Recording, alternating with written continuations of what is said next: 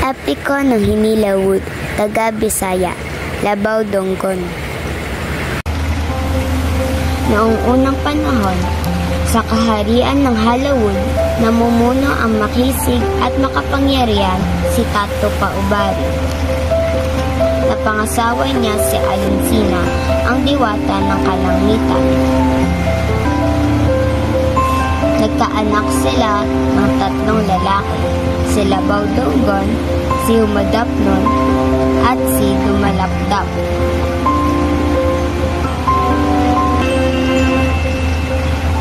Si Labaw Donggon, ang panganay na anak, ay maagang naglakbay upang hanapin ang mapapangasawa. Una niyang niligawan si Anggoy Ginbitina. Nakipaglaban siya sa halimaw at ito ay kanyang natalo.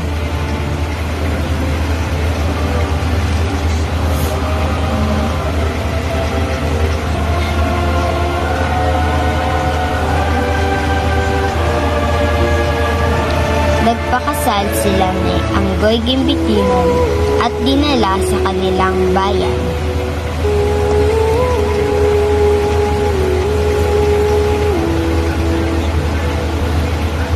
Muling naglakbay si Labaw Donggon upang pakasalin naman si Anggoy Doronoon na naninirahan sa ilalim ng dagat.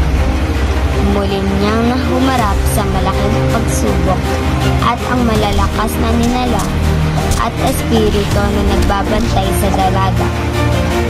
At napagtagumpay niya itong matalo.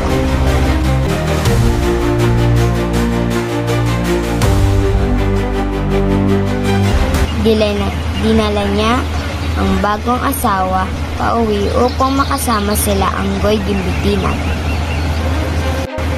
Ngunit hindi pa doon nagtatapos ang kanyang paglalakbay. Nais-nais niyang makuha si Malitong Yawa, si nagmaling diwata na asawa ng makapangyarihan si Saragnayan, ang hari ng kadiliman. Naglaban sila ni Saragnayan, natalo si Labaw Donggon sapagkat si Saragnayan ay hindi namamatay. Ang kanyang buhay ay nakatago sa isang baboy ramo. Ikinulong si Labaw Donggon sa ilalim ng bahay ni Saragnayan.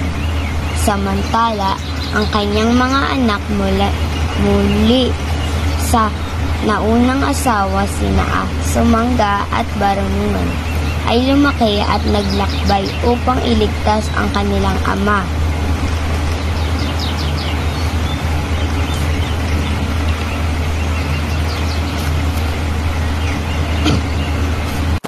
Pinintirnya nila ang baboy kung saan nakakabit ang buhay ni Saragnayan.